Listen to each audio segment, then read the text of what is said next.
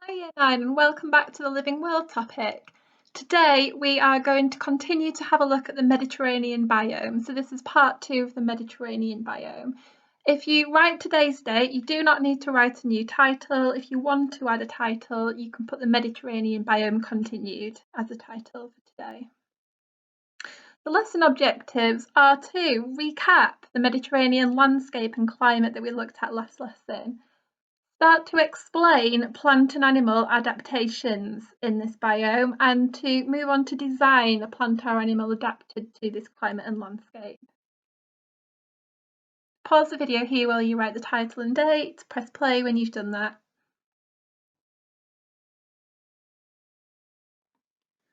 Just to pick up where we left off last lesson, we had a look at this climate graph for Seville in southern Spain.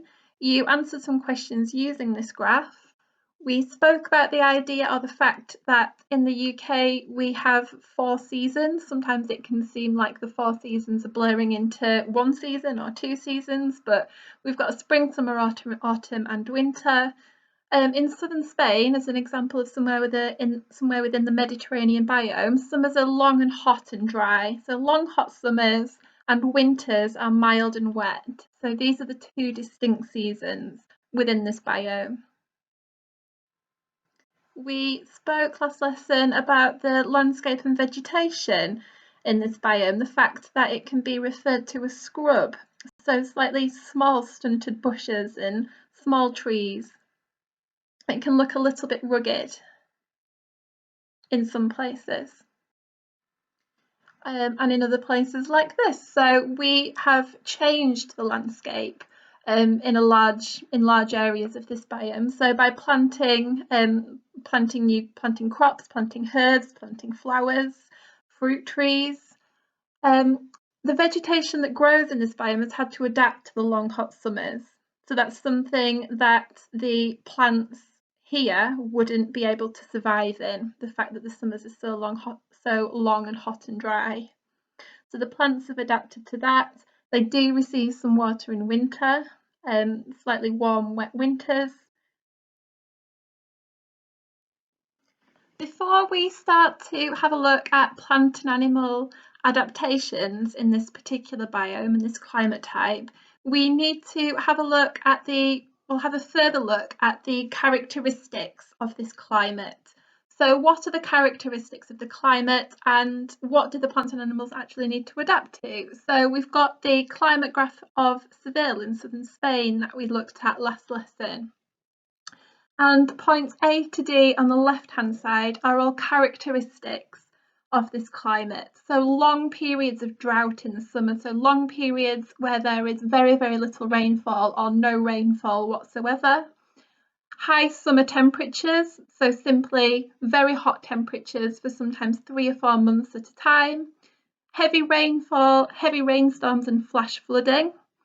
So in the winter season, extremely high rainfall following the ground being dried out during the summer. So when the soil is dried out and then it begins to rain, that rain can flow in streams and rivers incredibly quickly and create flash floods and landslides as well. So particularly in hilly and mountainous regions, heavy rainfall and rainfall for long periods of time can lead to landslides. So how do these characteristics of this biome and of this climate type create challenges for plants and animals? So a couple of minutes, 5 minutes, 2 or 3 sentences to try to explain how these characteristics create challenges for plants and animals. One tree that's adapted incredibly well to this climate type and this biome is the olive tree. So olive trees have quite small, thin leaves. The reason for that is to reduce water loss. The bark of an olive tree is really thick. It's fire resistant. Fires happen naturally in this biome, so trees need to be protected from that so they're not permanently damaged. Olive trees also have 2 different root systems. So they've got fine, shallow roots and also deeper roots as well. The reason for that is so that they can get water somehow when they need it. So when it rains, the water doesn't always go deep underground. So the shallow roots are there to capture recent rainfall, and the deeper roots are there to capture water stores, so water stored within the ground that could have been there for decades or centuries.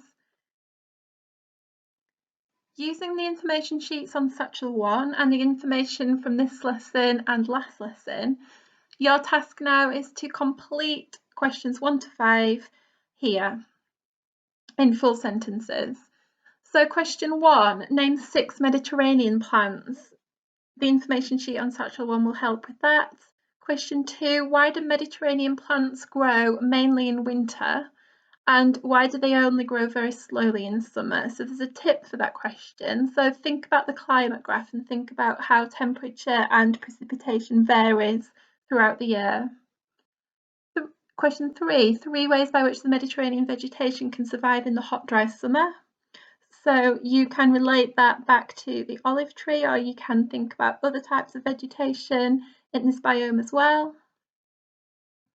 3 ways that the vegetation has been altered by human activity. Use the information in this video and Satchel 1, the first information sheet on Satchel 1 will help with that. And the last task is just to make a really simple sketch of image D on the right hand side here. So a simple sketch of an olive tree, doesn't have to be artistic. And I want you to add in the labels in blue just below. So you'll need to spend about 6 or 7 minutes on this. Press pause, press play when you've finished. If you struggle on any particular question, just move on to the next one and just do all that you can on this. Moving on to the final task, you have the rest of this lesson to create or design either a plant or animal which is well adapted to the Mediterranean biome and the Mediterranean climate. So I want you to use everything you've learnt this lesson and last lesson to help you do that.